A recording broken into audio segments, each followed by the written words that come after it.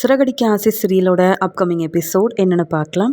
மீனா சந்திரான்னு எல்லாரும் நினச்ச மாதிரி சீதாவோட கல்யாணம் ரொம்ப நல்லபடியாக நடக்க போகுதுன்னு நினச்சாலும் பொண்ணு பார்க்க வந்த இடத்துல இங்கே அருண் முத்துவால் இந்த கல்யாணத்தில் எந்த பிரச்சனையும் வரக்கூடாதுன்னு நினைக்கிறதும் அங்கே இங்கேன்னு முத்துவை பார்க்கும்போதெல்லாம் அருண் கோவமாக பேசுறது இது எல்லாத்தையுமே தாங்கிக்க முடியாமல் இருக்கிறாங்க மீனா. இங்கே உடனே இதெல்லாம் தெரிஞ்சுக்கிட்ட சீதா அருணை கூப்பிட்டு பேசுகிறாங்க. நீங்கள் ஆசைப்பட்டீங்களேன்ற ஒரே காரணத்துக்காக என் முத்து மாமாவை கூட தெரியாமல் ரெஜிஸ்டர் ஆஃபீஸில் எங்கள் அக்கா உதவி செய்ய போய் தான் நமக்கு கல்யாணம் நடந்தது. ஆனால் நீங்கள் என் மாமா கிட்ட நடந்துக்கிற விதமே சரியில்லை. ஏன் சொல்கிறேன்னா பொண்ணு பார்க்க வந்தப்போ கூட என்னவோ என் மாமாவால் தான் இந்த கல்யாணத்தில் பிரச்சனை வருன்ற மாதிரி பேசுகிறீங்க. என் மாமா இல்லைன்னா இந்த கல்யாணமே இப்படி சந்தோஷமாக நடக்காது. அது உங்களுக்கு தெரியும்ல. யார்கிட்ட எப்படி பேசணும்னு இன்னும் புரிஞ்சுக்காம என் மாமாவை பற்றி தெரிஞ்சுக்காம இப்படிலாம் பேசுறது ரொம்ப தப்புங்க. அது மட்டும் இல்லாமல் என் மாமா அக்கா தான் எனக்கு முக்கியம். அவங்களால தாங்க நான் இன்றைக்கி ரொம்ப சந்தோஷமாக இருக்கேன். உங்களை கல்யாணமும் பண்ணிக்க போகிறேன். பார்க்குற இடத்துலலாம் என் மாமாவை மறுபடியும் நீங்கள் இப்படி அவமானப்படுத்த ஆரம்பிச்சிட்டிங்கல்ல. இப்படிலாம் நடந்ததா? கண்டிப்பாக இந்த கல்யாணத்தில் நான் நிம்மதியாகவும் சந்தோஷமாகவும் இருக்கவே மாட்டேன். என் மாமா முன்னாடி நின்று எனக்கு கல்யாணத்தை செஞ்சு வைக்கணும். நீங்களும் தான் நிறைய தப்பு செஞ்சுருக்கிறீங்க. இப்போ கூட தான் என் மாமாவை எல்லாரும் முன்னாடி அவமானப்படுத்துனீங்க. அதுக்காக நீங்கள் என் மாமா கிட்ட மன்னிப்பு கேட்கணும். என் கல்யாணத்துக்கு வரக்கூடாதுன்னு என் மாமா முடிவெடுத்திருக்காரு. எதுக்கு தெரியுமா? நீங்கள் அந்த பேச்சு பேசியிருக்கீங்க. என் மாமா அக்கான்னு எல்லாரும் அந்த கல்யாணத்தில் இருக்கணும். முத்து மாமா மட்டும் கல்யாணத்துக்கு வரலனா அதுக்கப்புறம் நான் வேற மாதிரி முடிவெடுக்க வேண்டியதாக போயிடும்னு சீதா கண் கலங்கிக்கிட்டே இப்படி தப்புக்கு மேலே தப்பு செய்கிற அருண் கிட்ட கோவமாக பேசுகிறாங்க. சீதா இப்படி பேசுகிறதெல்லாம் கேட்டுட்டு அருணுக்கு கோவம் வருது. அந்த முத்து மட்டும் என்ன ரொம்ப நல்லவனா? அவனால தான் என் அம்மா அவமானப்பட்டாங்க. நான் இந்த கல்யாணத்தை எப்போவோ செஞ்சுக்கணும்னு நினச்சேன். இவனால தானே இவ்வளோ நாள் நான் கஷ்டப்பட்டுட்டு இருந்தேன். இந்த முத்து என் கல்யாணத்துக்கு வரலனா எனக்கு ரொம்ப நிம்மதி தான். ஆனால் அவனால் மறுபடியும் என் கல்யாணத்தில் பிரச்சனை வந்துருமோன்றதுக்காக தான் நான் அப்படியெல்லாம் பேசினேன். அதை புரிஞ்சுக்காத சீதா நான் போய் அந்த முத்துக்கிட்ட போய் மன்னிப்பு கேட்கணும்னு சொல்கிறா. முத்துலாம் ஒரு ஆளுன்னு நான் போய் அவன்கிட்ட மன்னிப்பு கேட்குறதா அப்படின்னு சீதா பேசின பேச்செல்லாம் கேட்டுட்டு அந்த திருந்தாத முத்துக்கிட்டையும் பிரச்சனை செய்கிற முத்துக்கிட்ட என்னால் என்றைக்கும் மன்னிப்பு கேட்கவே முடியாது. என் கல்யாணத்தை எப்படி நடத்தி காட்டணும்னு எனக்கு தெரியும். முத்து என்னவோ இந்த கல்யாணத்துக்கு ஒத்துக்கிட்ட போய் தான் அவங்க குடும்பமே சந்தோஷமாக அந்த கல்யாணத்தை செஞ்சு வைக்கிறதா சொல்கிறாங்க. நான் தான் யாருக்கும் தெரியாமல் முன்னாடியே சீதாவை ரெஜிஸ்டர் ஆஃபீஸில் கல்யாணம் பண்ணிக்கிட்டேனே. மறுபடியும் முத்துவால் ஏதாவது பிரச்சனை வந்தால் உண்மையை நானே சொல்லி அவமானப்படுத்துவேன் அந்த முத்துவை அப்படின்னு. இந்த கல்யாணமே முத்துவால் தான் நடக்குது. முத்துவுக்கு தான் பெரிய பிரச்சனையெல்லாம் செஞ்சுருக்கோன்ற எல்லாத்தையும் மறந்துட்டு அருண் இன்னும் முத்து மேலேயே கோவத்தில் இருக்காரு. இங்கே மீனா ரொம்ப சந்தோஷமாக சீதாவுக்கு கல்யாணம் நடக்க போகுது. அதுக்காக நம்ம நிறைய இடத்துல போய் பூ கொடுக்கணும். கொஞ்சம் வருமானம் நல்லா வரணும். பாவம் என் வீட்டுக்காரர் இந்த கல்யாணத்துக்காக நிறைய செலவு செய்யணும்னு நினைக்கிறாரு. ஆனால் அவருக்கும் சரியான வருமானம் வரதில்லை அப்படின்னு சொல்லிட்டு வெளியில் பூ கொடுக்க கிளம்புறாங்க மீனா. போகிற வழியில் இங்கே வித்யாவை பார்க்குறாங்க. உடனே வித்யாவும் மீனா எப்படி இருக்கீங்கன்னு கேட்க, நான் ரொம்ப நல்லா இருக்கேங்க.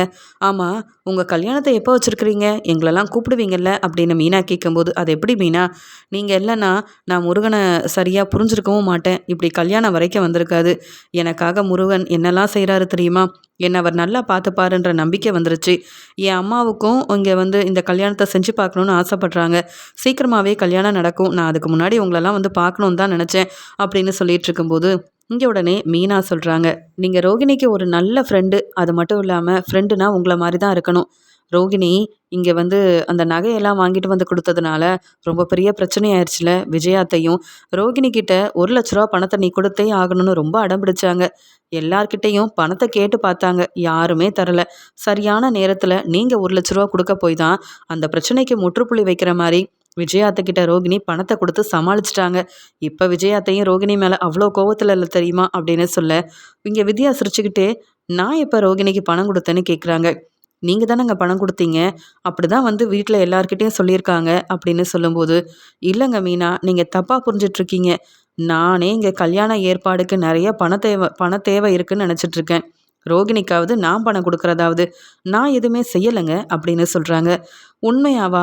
நீங்கள் பணம் கொடுத்ததா தான் ரோகிணி சொன்னாங்கன்னு சொல்லும்போது, ரோகிணிக்கா பொய் சொல்ல தெரியாது? உங்கள் குடும்பத்தையே அந்த ரோகிணி ஏமாத்தினவளாச்சே. உங்களுக்கு தெரியாதா ரோகிணி எப்படிப்பட்டவன்னு? ஒரு பிரச்சனையை சமாளிக்க அந்த ரோகிணி எவ்வளோ வேணாலும் பொய் சொல்லுவா. நீங்களுமா இன்னும் அந்த ரோகிணியை நம்பிட்டுருக்கீங்க மீனா? உண்மைய சொல்றேன். அந்த பிரச்சனைய சமாளிக்க நான் பணம் குடுக்கவே இல்லங்க. ஏற்கனவே சேர்த்து வச்ச பணத்தெல்லாம் கல்யாணத்துக்குன்னு செலவு செஞ்சுட்ருக்கேன்.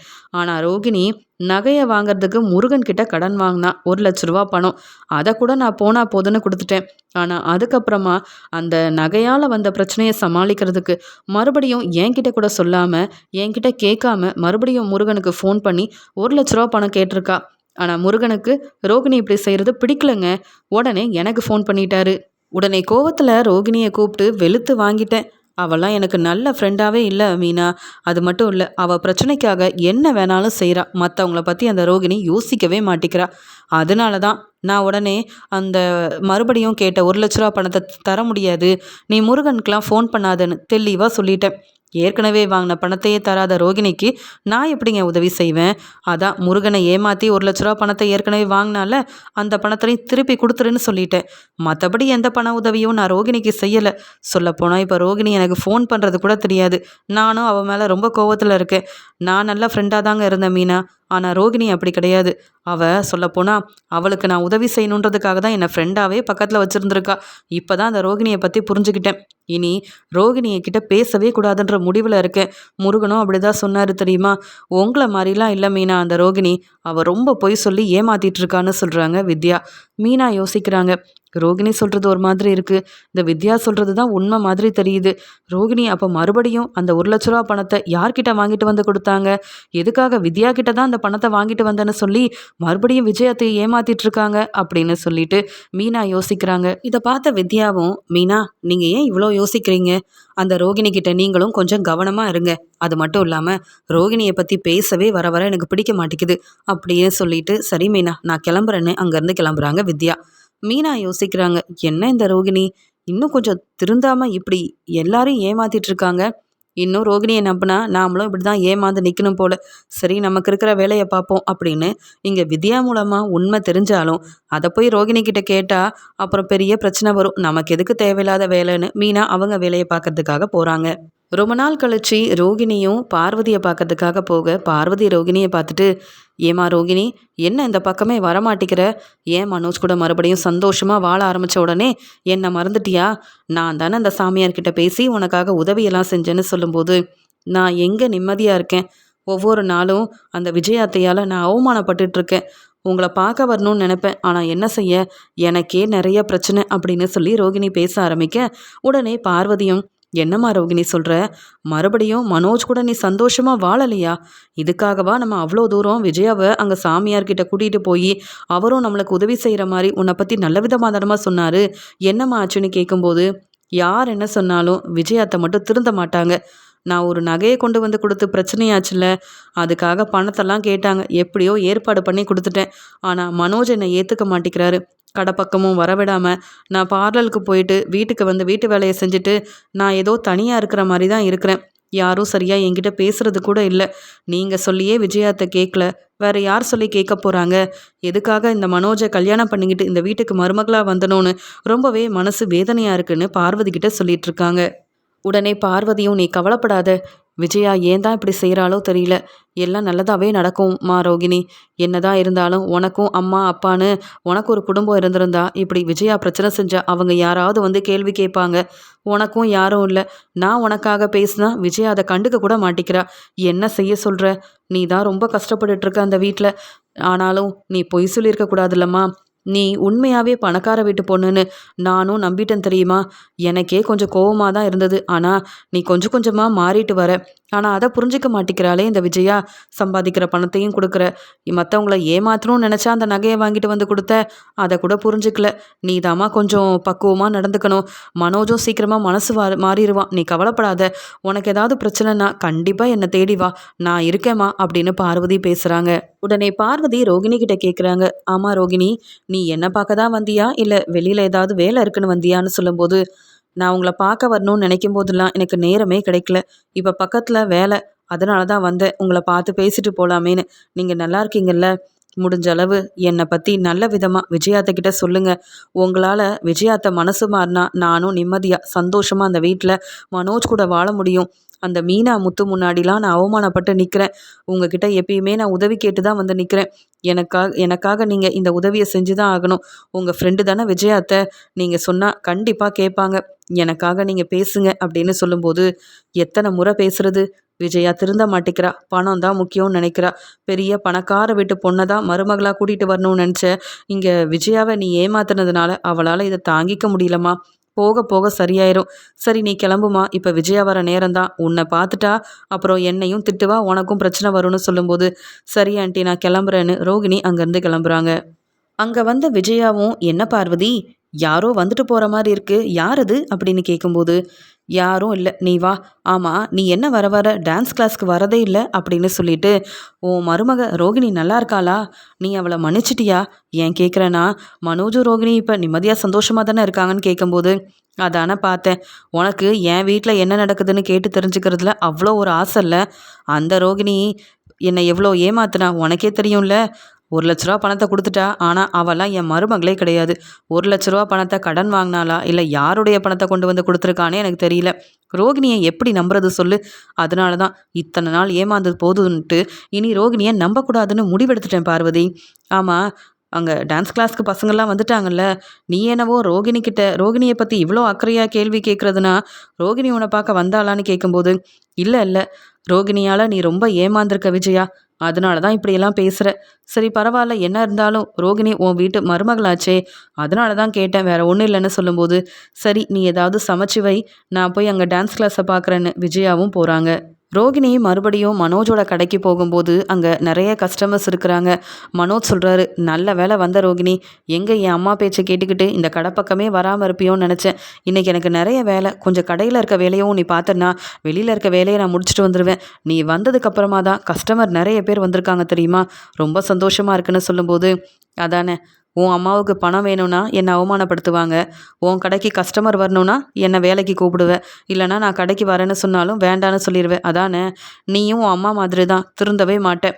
எனக்கு எதுவும் வேலை இருக்குன்னு சொன்னேன்ல, அதை சொல்லு, நான் செய்கிறேன் அப்படின்னு சொல்லிட்டு ரோகிணி கடையில் இருக்க வேலையை பார்த்துட்டு இருக்கும்போது அங்கே கிரிஷ் ரொம்ப ஆசையாக ரோகிணிக்கு ஃபோன் பண்ணுறான். உடனே இங்கே ரோகிணியும், கிரிஷ் எப்படிப்பா இருக்கேன்னு கேட்கும்போது, அம்மா நான் நல்லாதாம்மா இருக்கேன். பாட்டிக்கு தான் அடிக்கடி கொஞ்சம் முடியாமல் இருக்காங்க. அது மட்டும் இல்லைம்மா, எனக்கு வேறு ஸ்கூல் ஆரம்பிக்க போதில்ல, என்னை எங்கேயாவது வெளியில் கூட்டிகிட்டு போங்கம்மா. நான் வீட்லேயே இருக்கேன், எனக்கு விளையாட கூட துணைக்கு யாருமே இல்லை தெரியுமா. பாட்டிக்கிட்டேயே பேசிகிட்டு இருக்க வேண்டியதாக இருக்குமா. இன்னைக்கு வரீங்களா, என்னை வெளியில் எங்கேயாவது கூட்டிகிட்டு போகிறீங்களா அப்படின்ற மாதிரி கூப்பிட்றான். உடனே இங்கே ரோகிணியும், இப்போ அம்மாவுக்கு கொஞ்சம் வேலை இருக்கே அப்படின்னு சொல்கிறாங்க. உங்களுக்கு என்னைக்கு தாம்மா வேலை இல்லை, எங்களை பார்க்க வர மட்டும்தாம்மா உங்களுக்கு நேரமே கிடைக்க மாட்டேங்குது. மற்றபடி வேலையெல்லாம் சரியாக தான் செய்கிறீங்க. எனக்காக தாம்மா நீங்கள் வேலை செய்கிறீங்க எனக்கு தெரியும். ஆனாலும் எனக்கும் உங்களை பார்க்கணுன்னு ஆசையாக இருக்குல்ல அப்படின்னு பேசிகிட்டு இருக்கும்போது ரோகிணியோட அம்மா கிறிஷ்கிட்ட இருந்து ஃபோனை வாங்கி பேசுகிறாங்க. ஆமாம் ரோகிணி, நீ கொஞ்சம் வந்துட்டு போயேன், எனக்கும் உன்னை பார்க்கணும் போல இருக்குது. நீ அங்கே சந்தோஷமாக தானம்மா இருக்க, மாப்பிள்ளை உன்னை நல்லா பார்த்துக்கிறாரா, அவன் உன் மாமியார் எப்படி அப்படின்னு சொல்லி கேட்கும்போதே, நீ என்ன வேணாலும் கேளுமா, நான் நல்லா தான் இருக்கேன், என் மாமியாரை பற்றி மட்டும் பேசாத. சரிம்மா, நான் கண்டிப்பாக கிறிஷை பார்க்க வீட்டுக்கு வரேன், அப்போ நான் எல்லாத்தையும் சொல்கிறேம்மா.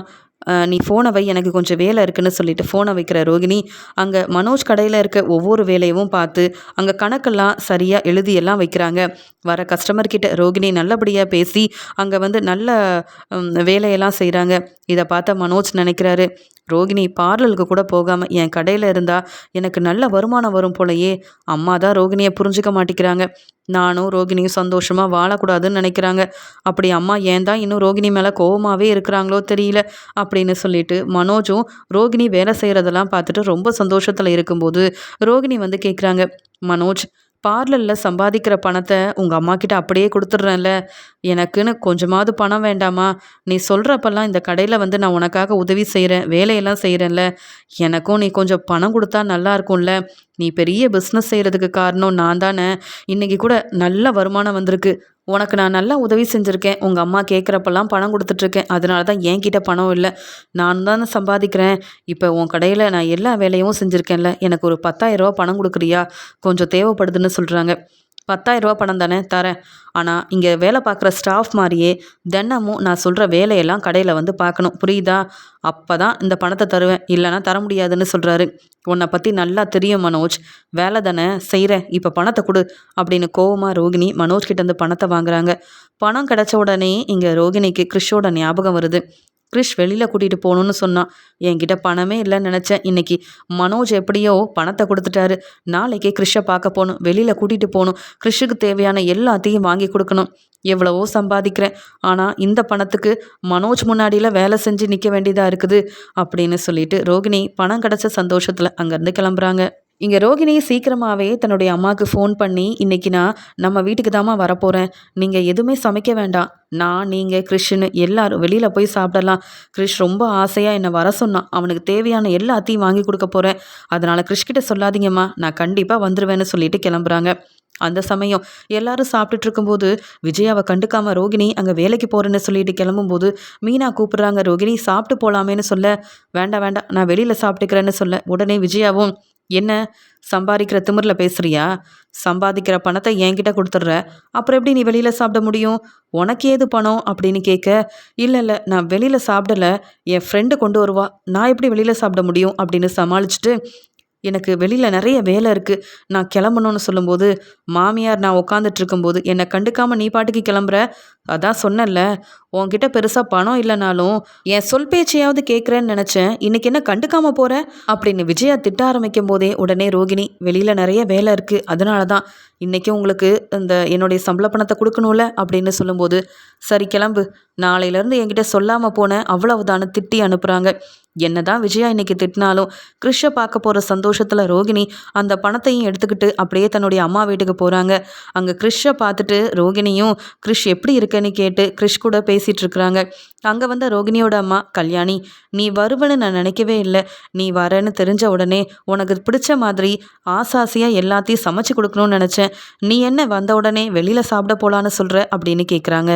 உடனே ரோகிணியும், அம்மா அந்த வீட்டில் நான் நிம்மதியே இல்லாமல் இருக்கேம்மா, அது மட்டும் இல்லை எனக்கு பிடிச்சதை நீங்கள் எப்போ வேணாலும் சமைச்சு கொடுக்கலாம், இத்தனை நாள் உங்களை பார்க்க வராமல் இருந்ததுக்கு என்னை மன்னிச்சிருங்கம்மா, என்கிட்ட கொஞ்சம் கூட பணம் இல்லை, சம்பாதிக்கிறேன் தான், அவ்வளோ பணத்தையும் விஜயாத்தக்கிட்ட கொடுத்துட்றேன், அந்த மனோஜும் என்கிட்ட பேசாமல் என்னை கண்டுக்காமல் இருக்கிறான், விஜயாத்தை என்னை பார்க்குறப்பெல்லாம் திட்டி அவமானப்படுத்துகிறாங்க, இன்னைக்கு கூட அந்த பேச்சு பேசினாங்க, ஆனால் உங்களை பார்க்க வர சந்தோஷத்தில் நான் அப்படியே கிளம்பி வந்துட்டேன் தெரியுமா, நீங்கள் எல்லாரும் நல்லா தானமாக இருக்கீங்க, இன்றைக்கி நீங்கள் சமைக்கவே வேண்டாமா, எப்பயுமே கிறிஷுக்காக எல்லா வேலையும் நீங்கள் தானம்மா செய்கிறீங்க, இன்றைக்கி நம்ம கோயிலுக்கு போவோம், பெரிய ஹோட்டலுக்கெல்லாம் நான் கிறிஷை கூட்டிகிட்டு போகணும், கிறிஷுக்கு தேவையான எல்லாத்தையும் வாங்கி தரணும், கிறிஷ் எங்கெல்லாம் போகணும்னு ஆசைப்படுறானோ எல்லா இடத்துக்கும் போயிட்டு வருவோமா, இன்றைக்கி நான் வேலைக்கு வரமாட்டேன்னு பார்லரில் சொல்லிகிட்டே வந்துட்டேன் தெரியுமா அப்படின்னு சொல்லும்போது இங்கே கிறிஷ் ரொம்ப சந்தோஷப்படுறான். பாட்டி நான் சொல்லலை, நான் சொன்ன அம்மா கண்டிப்பாக என்னை வந்து பார்ப்பாங்கன்னு, எனக்கு தெரியும் பாட்டி, என்ன அம்மாவுக்கு ரொம்ப பிடிக்கும் அப்படிதானம்மா அப்படின்னு கேட்டுட்ருக்கான். இங்கே ரோகிணி தன்னுடைய அம்மாவையும் தான் பையன் கிறிஷையும் கூட்டிகிட்டு முதல்ல கோயிலுக்கு கிளம்பி போகிறாங்க. அங்கே கொஞ்ச நேரம் நல்லா வேண்டிக்கிட்டு, அது மட்டும் இல்லாமல் இருக்கிற பிரச்சனைக்காகலாம் வேண்டிக்கிட்டு தன்னுடைய அம்மா கிட்ட உட்காந்து பேசிகிட்டு இருக்காங்க.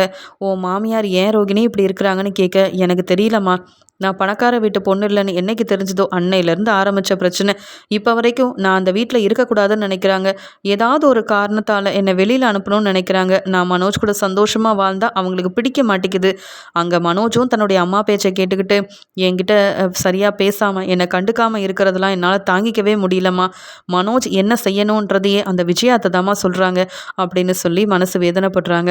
உடனே இங்கே ரோகிணியோட அம்மா சொல்கிறாங்க, எப்படியோ அந்த வீட்டில் நல்ல பேர் வாங்கி உன் பையன் கிறிஷை கூட்டிகிட்டு போவ, கிறிஷுக்கு அங்கே ஒரு நல்ல வாழ்க்கை கிடைக்கும்னு நினச்சேன், ஓ நிலமையே இப்படி இருக்கே, அப்போ கிறிஷை பற்றி நீ எப்போ தான் யோசிப்ப அப்படின்னு கேட்குறாங்க.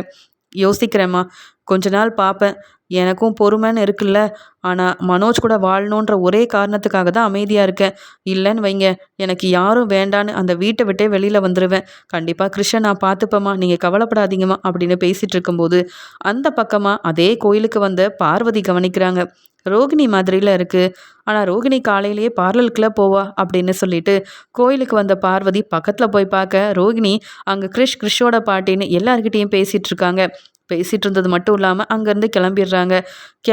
கிளம்புன உடனே பார்வதி யோசிக்கிறாங்க, என்ன இந்த ரோகிணி யார் யார் கூடயோ பேசிகிட்டு இருக்கா, சொல்லப்போனால் இந்த அம்மாவை நான் பார்த்துருக்குறேன், அங்கே விஜயா வீட்டுக்கு வரவங்க தானே, ஆனால் அவங்க கூட எப்படி ரோகிணி இங்கே உட்காந்து பேசிகிட்டு இருக்கா, சொல்லப்போனால் அந்த பையன் கூட ரோகிணியை அம்மானு கூப்பிடுறா, ரோகிணி விஜயா சொன்ன மாதிரியே ஏதோ ஒரு உண்மையை மறைக்கிறா. அது என்னன்னு கண்டிப்பாக கண்டுபிடிக்கணும்.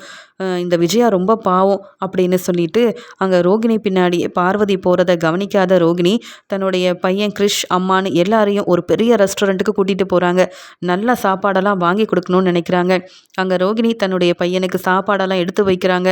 சந்தோஷமாக பேசிகிட்டு இருக்காங்க. இதை பார்த்த ரோகிணியோட அம்மாவும், ரோகிணி இப்படி நீ உன் பையன் கூட பேசி சிரிச்சு ரொம்ப நாள் ஆகுது, வீட்டு பக்கமே வராமல் அந்த குடும்பத்துக்காக எவ்வளவோ நல்லது செஞ்சு நீ அவமானப்பட்டு நிற்கிற. நீ பொய் சொல்லி ஆரம்பித்த உன் வாழ்க்கையால் இப்போ நிம்மதியாவா இருக்கிற? நான் சொன்னப்ப நீ கேட்கவே இல்லை. இப்போ பார்த்தியா, உன் மாமியார் உன்னை புரிஞ்சுக்காம உன் மாமியாரே உன்னை வீட்டை விட்டு வெளியில் அனுப்பணும்னு திட்டம் போடுறாங்க. ஏன் ரோகிணி இதெல்லாம் இப்படி செய்கிற அப்படின்னு கேட்கும்போது, என்னம்மா செய்கிறது, மனோஜ்காக தான் இவ்வளோத்தையும் நான் செஞ்சேம்மா அப்படின்னு சொல்லி பேசிகிட்டு இருக்கிறாங்க. அங்கே கிறிஷுக்கு சாப்பாடெல்லாம் கொடுத்துட்டு ரொம்ப நல்லபடியாக அங்கே ரோகிணியும் ரொம்ப நேரம் பேசிகிட்டு இருக்கிறத பார்த்துட்டு பார்வதிக்கு அப்போ தான் உண்மை தெரிய வருது. ரோகிணிக்கு அம்மா இருக்கிறாங்க. ரோகிணிக்கு ஏற்கனவே கல்யாணம் ஆயிருக்கு. கிரிஷ் வேறு யாரும் இல்லை, ரோகிணியோட பையன்தான். இவ்வளோ பெரிய உண்மையை ரோகிணி மறைச்சிட்டு அன்னைக்கு என் வீட்டுக்கு வரும்போது கூட எவ்வளோ நல்லவ மாதிரி பேசுனா. என்னை பற்றின நல்ல விஷயத்தெல்லாம் விஜயாத்தக்கிட்ட சொல்லி எனக்காக நீங்கள் தான் பேசணும்னு அழுதெல்லாம் சொன்னாலே ரோகிணி. உண்மையாகவே ரோகிணிக்கு அம்மா அப்பா யாரும் இல்லைன்னு நானும் நினச்சிட்டேனே. ஆனால் ரோகிணிக்குன்னு ஒரு குடும்பமே இருக்குதே. இதை சும்மா விடக்கூடாது. விஜயா இனி ரோகிணிக்கிட்ட ஏமாறவே கூடாது. என்னதான் இருந்தாலும் விஜயா தான் எனக்கு முக்கியம், விஜயா தான் என் ஃப்ரெண்டு அப்படின்னு சொல்லிட்டு ரோகிணி கிறிஷையும் தன்னுடைய அம்மாவையும் கூட்டிகிட்டு எங்கெல்லாம் போனாங்களோ எல்லா இடத்துக்கும் போன பார்வதி அதை ஒரு ஆதாரமாக தன்னுடைய ஃபோனில் எடுத்து வச்சுக்கிறாங்க. இதை அப்படியே விஜயா கிட்ட காமிக்கணும், சும்மா விடக்கூடாது இந்த ரோகிணியை அப்படின்னு பார்வதி நினைக்கிறாங்க. பேசியே எல்லாரையும் ஏமாத்தின ரோகிணி செஞ்ச தப்பை எல்லாருக்கும் புரிய வைக்கணும்னு பார்வதி நினைக்கிறாங்க. ரோகிணி கிறிஷ் ஆசைப்பட்ட மாதிரி கிறிஷுக்கு தேவையான எல்லா பொருளையும் வாங்கி கொடுக்கறதுக்காக பெரிய கடைக்கெல்லாம் கூட்டிகிட்டு போகிறாங்க. கிறிஷ் ஆசைப்பட்ட எல்லா இடத்துக்கும் போகிறத அங்கே பின்னாடியே போன பார்வதி தன்னுடைய ஃபோனில் அங்கே ஆதாரமாக எடுத்து வச்சுக்கிட்டு, இந்த ரோகிணி இப்படியெல்லாம் செய்கிறா, ஆனால் விஜயா கிட்ட நான் வேலைக்கு போகிறேன்னு கிளம்பி போயிருப்பா, எனக்கு தெரியும் இந்த ரோகிணி இப்படி தான் செய்வான்னு. இனி இந்த ரோகிணி பொய் சொல்லி யாரையும் ஏமாற்ற முடியாது. ஏன்னா என்கிட்ட ஆதாரம் இருக்குல்ல. விஜயா கிட்ட மட்டுமா இதை சொல்ல போகிறேன், வீட்டில் உள்ள எல்லாருக்கிட்டையும் சொல்ல போகிறேன். ரோகிணி என்ன பதில் சொல்கிறான்னு பார்ப்போம் அப்படின்னு சொல்லிட்டு உண்மையை ஆதாரமாக எடுத்து வச்சிருக்கிற பார்வதி ரொம்ப கோவமாக ரோகிணியை பற்றி தெரிஞ்சுக்கிட்டு அங்கேருந்து கிளம்புறாங்க. அங்கே என்ன பார்வதி வீட்டுக்கு வரேன்னு சொன்னால் இவ்வளோ நேரமாகியும் வரலையே அப்படின்னு தன்னுடைய வீட்டில் விஜயா பார்த்துட்ருக்கும்போது பார்வதி வராங்க. உடனே அண்ணாமலையும், என்னம்மா பார்வதி நல்லா இருக்கியான்னு கேட்க, ஆமாண்ணே நல்லா தான் இருக்கேன். ஏன் விஜயா, உன் மருமக ரோகிணி இப்போ எங்கே போயிருக்கா அப்படின்னு கேட்குறாங்க. காலையில் சீக்கிரமாகவே நிறைய வேலை இருக்குன்னு சொல்லி அங்கே பார்லருக்கு கிளம்பி போயிட்டா. ஏன் வந்த உடனே அந்த ரோகிணியை பற்றி கேட்கலனா உனக்கு அன்னைக்கு நாளே போகாதா என்ன? எப்போ பார்த்தாலும் ரோகிணி எப்படி இருக்கான்னு கேட்குறதே உனக்கு வேலையாக போச்சுன்னு சொல்லும்போது, நான் தான் தப்பாக புரிஞ்சுக்கிட்டேன். நீ இன்னும் அந்த ரோகிணிக்கிட்ட ஏமாந்து போயிட்டுருக்க. அதை சொல்லிட்டு போகலான்னு வந்தா என்ன விஜயா இப்படி பேசுகிறேன்னு கேட்க, என்ன சொல்கிற, நான் இன்னும் ரோகிணிக்கிட்ட ஏமாந்து போய் நிற்கிறேன்னா? ஆமாம் ஆமாம், அந்த நகையை கூட கொடுத்து நான் தான் ஏமாந்துட்டேனே. அதுக்காக தான் 1,00,000 பணத்தை வாங்கிட்டேனே. நான் எப்படி அந்த ரோகிணிக்கிட்ட ஏமாறுவேன் நீ நினைக்கிறேன்னு சொல்லி கேட்க, உடனே அண்ணாமலையும், உங்கள் 2 பேத்துக்கும் வேறு வேலையே இல்லையான்னு கேட்கும்போது, அண்ணே நான் ஆதாரத்தோடு வந்திருக்கேனே, ரோகிணி வரட்டும், எல்லாரும் முன்னாடி நான் கேட்குற கேள்விக்கு ரோகிணி என்ன பதில் சொல்கிறான்னு பார்க்குறேன் அப்படின்னு சொல்கிறாங்க. முத்து, மீனான்னு எல்லாரும் வந்து ரொம்ப சந்தோஷமாக பார்வதி கிட்ட பேசிகிட்டு இருக்காங்க. உடனே அங்கே வந்த ஸ்ருதியும், நீங்கள் வர வர எங்கள் வீட்டுக்கு வரதே இல்லை, ஆமாம் இப்போ என்ன திடீர்னு வந்திருக்கிறீங்கன்னு கேட்கும்போது, உங்களுக்கெல்லாம் ஒரு பெரிய உண்மையை சொல்ல போகிறேம்மா, அதனால தான் வந்தேன் அப்படின்னு சொல்கிறாங்க பார்வதி. அப்போ தான் விஜயா மீனா கிட்ட கேட்குறாங்க, மனோஜே வீட்டுக்கு வந்துட்டான், இந்த ரோகிணி காலையில் சீக்கிரமாக கிளம்பி போனா இன்னும் வீட்டுக்கு வரல. ஆமாம் மனோஜ், ரோகிணிக்கு ஃபோன் பண்ணியா? எப்போ வீட்டுக்கு வராலாம்? இவ்வளோ நேரம் ஆகுது, அப்படி என்ன வேலை? எங்கே போனாலும் சொல்லிட்டு போகணுன்னு சொல்லியிருக்கேன்ல அப்படின்னு சொல்கிறாங்க. அதுக்குடனே பார்வதி, இன்னைக்கு அவள் நேரம் கழித்து தான் வருவான்னு எனக்கு தெரியும் அப்படின்னு சொல்கிறாங்க. ஏன் உனக்கு எப்படி தெரியும்? ரோகிணி ஃபோன் பண்ணி உங்ககிட்ட சொன்னாலா அப்படின்னு கேட்கும்போது, வரட்டும் நான் சொல்கிறேன், நீ ஏன் இவ்வளோ அவசரப்படுற விஜயா, உனக்கு உண்மை தெரியாமல அப்படின்னு சொல்லிட்டு இருக்கும்போது ரொம்ப சந்தோஷமாக வீட்டுக்குள்ளே வராங்க ரோகிணி. ரோகிணியை எல்லாருமே பார்த்துட்ருக்க ரோகிணிக்கு ஒன்றும் புரியல.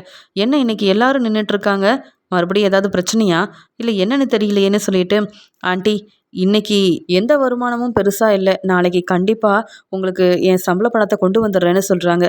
உடனே பார்வதி சொல்கிறாங்க, எப்படிம்மா வரும்? நீ இன்னைக்கு வேலைக்கு போனால் தானே உனக்கு சம்பளம் கிடச்சிருக்கும். அது மட்டும் இல்லை, பார்லருக்கே போகாத உனக்கு எப்படி இன்னைக்கு பணம் வரும்?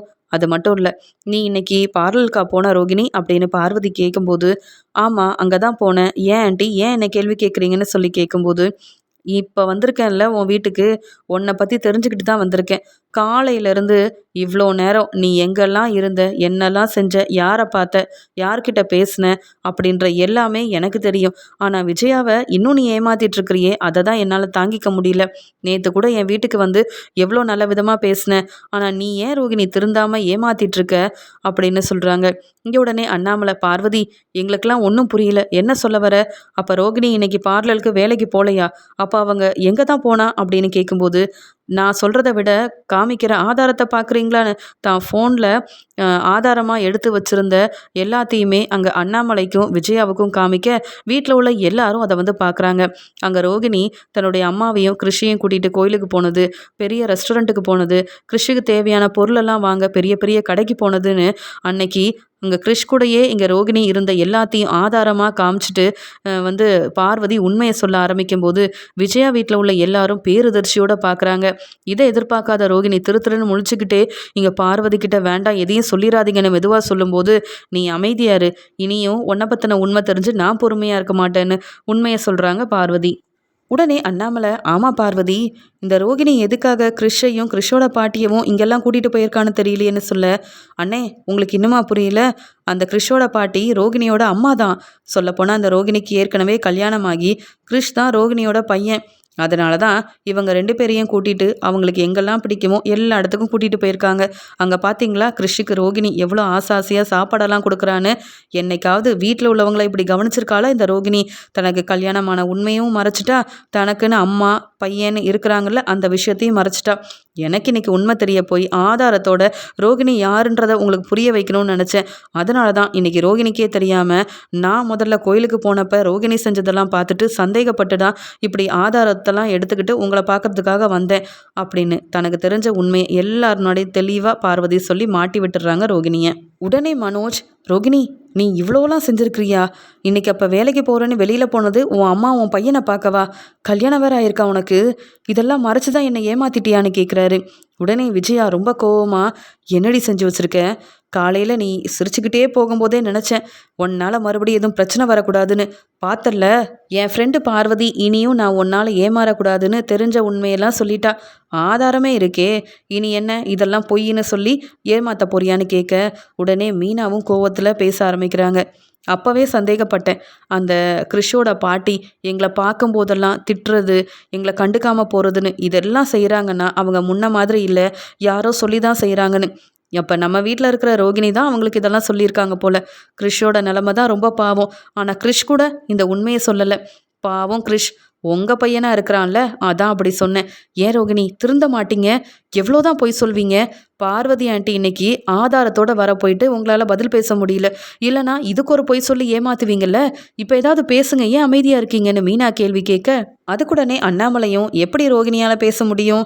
அதான் பார்வதி ஆதாரத்தெல்லாம் கொண்டு வந்து காமிச்சு இப்படி உண்மை என்னன்னு தெரியப்படுத்தினதுக்கு அப்புறமா இன்னும் பொய் சொல்லி ஏமாற்ற முடியாதுன்னு தான் ரோகிணி பதில் பேசாமல் இருக்கிறா. ஏமா ரோகிணி, நாங்கள் எல்லாரும் உனக்கு என்னம்மா செஞ்சோம்? குடும்பமாக இப்படி திட்டம் போட்டு ஏமாத்திருக்கீங்க. எத்தனை முறை உன் அம்மா இந்த வீட்டுக்கு வந்திருக்காங்க, ஏதோ கண்டுக்காத மாதிரி இருந்த, ஆனால் அவங்க உன் அம்மானே எங்களால் கண்டுபிடிக்க முடியாத அளவு நல்லா ஏமாத்திட்டம்மா. சொல்லப்போனால் மனோஜோட வாழ்க்கையில் நீ வந்தது பெரிய தப்பு. இந்த குடும்பத்தை ஏமாத்தணுன்னே நீ திட்டம் போட்டிருக்க. விஜயா, நீ கூட்டிகிட்டு வந்த மருமக, நீ தான் தெளிவாக முடிவெடுக்கணும் அப்படின்னு சொல்லும்போது உடனே மனோஜும், போதும் போதும், என் வாழ்க்கை வேற யாரும் முடிவெடுக்க வேண்டாம். என்னை ஏமாற்றி என் குடும்பத்தை அவமானப்படுத்தி இப்படி பொய் சொல்லி ஏமாத்துற ரோகிணி கூட நான் வாழ மாட்டேன். ரோகிணி, உன் முகத்தில் முழிக்க பிடிக்கல, பேசாமல் வீட்டை விட்டு வெளியில் போயிரு. இனியும் எனக்கு இந்த வீட்டில் இருக்க உரிமை இருக்குன்னு சொன்னால் நீ செஞ்ச தப்புக்கும் நீ சொன்ன பொய்க்கும் அப்புறம் என் மனைவின்னு கூட பார்க்காம உன் மேலே நானே கம்ப்ளைண்ட் கொடுக்க வேண்டியதாக போயிடும்.